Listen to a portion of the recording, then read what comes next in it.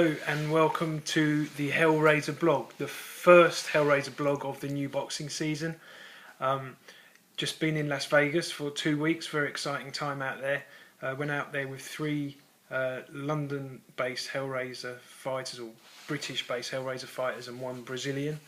So fighters we went out there with were Southern Area champion Elliot Matthews, undefeated prospects Lloyd Ellett and Aaron Morgan, and also Rafael Zambano, the Brazilian-based South American heavyweight champion, who just actually, whilst we were out there, signed a new deal with me, a new 3-year deal. I love it when boxers that have been with me for 3 years then sign for another 3 years. Makes me feel like I've done a good job. So I was really happy to sign him up. We got a defence of his of his South American heavyweight title coming up, and he should hopefully win that. And then we've got a deal with a big American promoter coming up straight after that. So he needs to get that win so he can then push him up the ratings, and we get him this deal with the promoter sealed, which is already sort of agreed, but we need to keep winning. As long as he does that, he's going to earn himself a lot of money, as he has done in the previous few years that he's been with us. Just boxed Shannon Briggs recently in Oklahoma. It was my first time ever going out there. Interesting trip. Other file, Brad Watson, the super flyweight. He re-signed a new 3-year deal recently, and he's just got himself another. He's already got a very good sponsor in Lancaster Trustees, and he's now got another sponsor on top of them, who are going to help him, and that's going to be a massive incentive for him to keep doing well. He's unbeaten so far, and we will be looking at putting him in for titles, maybe the English and the British within the coming sort of 12. Certainly the English within 12 months and the British within 18. He's a good prospect, Brad Watson. You know, he's unbeaten so far, and he's sort of burning a trail for Guernsey at the moment. So looking forward to seeing him progress and carry on doing what he's been doing. I'll actually probably go to Guernsey to meet with his sponsor. Now, quite a busy time because I actually get married quite soon, in the next month. So I'm going to go to Guernsey first, then to Zurich with a partner that I'm working with. We've got a TV situation that's coming up with some international fights, and it'll be very good for my fighters. We'll get them exposure in this country on TV. There's a big chance it'll actually be on terrestrial TV. And then there's also going to be the overseas shows that are involved in the deal. Like I say, when we go to it'll be in about 5 different countries in Europe. But anyway, the British leg of the events, I'm taking care of them. I've got 2 dates for sure, and probably a third one coming up that will be added to that. So I'm really going to be excited to announce that when it's all sort of ready to go. Other thing that I suppose the big news has obviously got to be the Frank Maloney turning into Kelly Maloney. If you're a boxing fan, I'm sure you'll be aware. Even if you're not a boxing fan, I mean, he's now on Celebrity Big Brother, and good luck to him. You know, when I first heard that, I was actually I mean, I was flabbergasted. I was shocked, and I was saying my first reaction was that's just rubbish. You know, like you read some of these things that come on Twitter and that's where a boxer had read it on Twitter, and one of the boxers I was in Vegas with, and he said, "Oh, I've seen this thing. Frank Maloney's going to turn into a woman," and I just went, "Oh, rubbish! Absolute, you know, no way."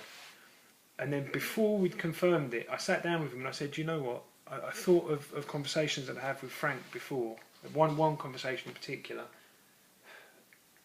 And I said to the boxer, I said, "Do you know what? It's true. I know it's definitely true." Because he said to me, I now know all the bits of the jigsaw fit together. I understand now what he was talking about. It's true. I'm telling you, it's true.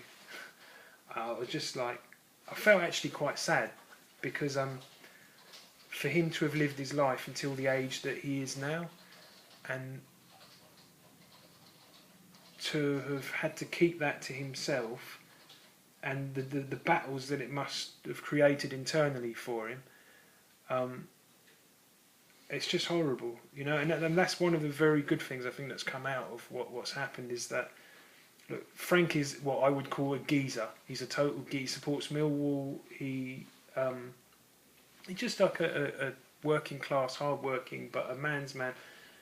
And it just highlights the fact that look, that problem is probably far more common than what we actually acknowledge in certainly in the UK.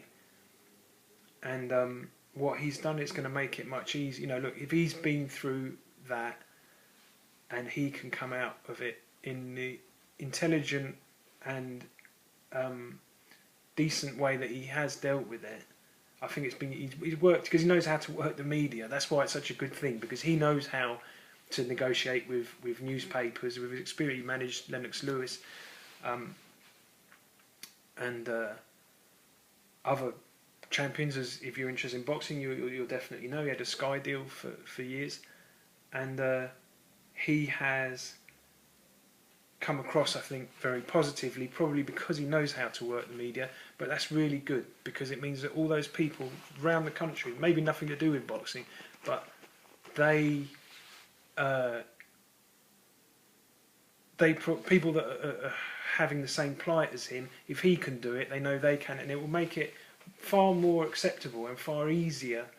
Even myself included, I'd say. I think a lot of people, working class people, maybe that would hear of something like that, and you just think, you know, that's a bit weird. There's nothing wrong with it, but there's definitely something wrong with him.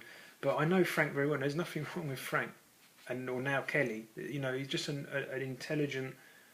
I mean, he's dyslexic, so sometimes I think people think that he's not maybe a clever guy, but he is. I've known him well. He's a clever guy, and I think what he's done, it's going to make the plight that those people that suffer transgender problems, they're going to be so much better positioned now, because people can relate to Frank. They maybe probably couldn't. I certainly have never really met any transgender people, and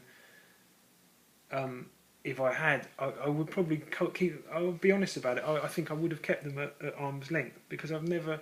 In fact, there was one, Ricardo. I used to see at parties.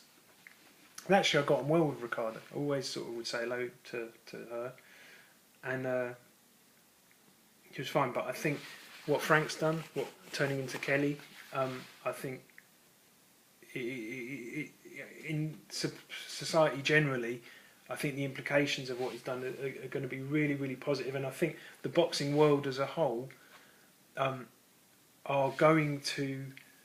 I think they sort of represented very positively in the whole thing, because they've actually been understanding, and everyone has sort of said, wow, this guy, you know, one of our mates, or one of the people that we work with, has got that going on.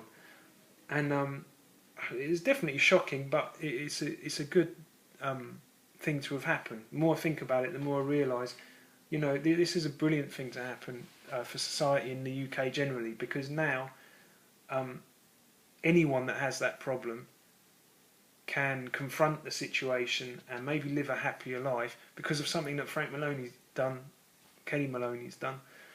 So I'm really sort of proud to have her as a friend, now that she's sort of burnt that trail for those people. You know, maybe her hand was forced a little bit, but she's done it, and fair play to her. So well done, Kelly. I'll see you when you get out. I've had a couple of texts from her since she's been in the papers, just sort of saying that, you know, she's okay and everything's good, so not to worry about her. And I appreciated those texts, and look forward to meeting her again and having a good laugh when she comes out of Big Brother. The other thing that came up that I thought this blog would be about before everything happened with Maloney was the Fight Pass, because that's something I'm really interested in. Right, as a promoter, I mean, I know, right, my next step is got to be to do with television, and we're talking to some broadcasters now. I'll probably do a separate blog once the Fight Pass shows actually start.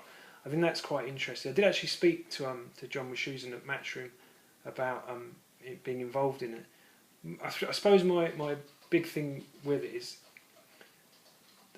people don't seem to be that willing to buy boxing on the internet, but we'll save that for another day and go through it then. It's been great speaking again. See you then. Bye bye.